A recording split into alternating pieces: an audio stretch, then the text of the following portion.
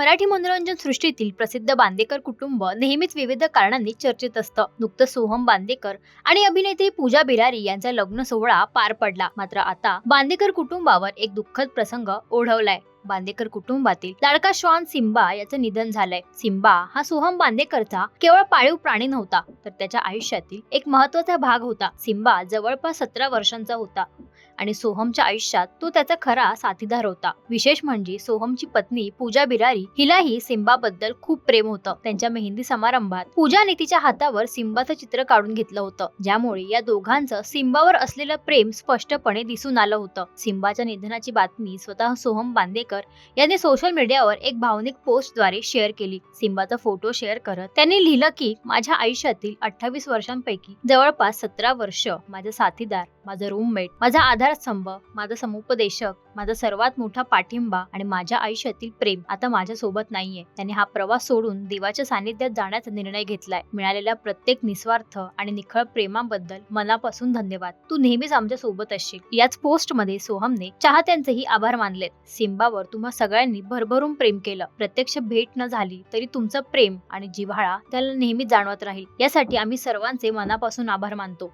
असं भावनिक शब्दात त्याने म्हटलंय।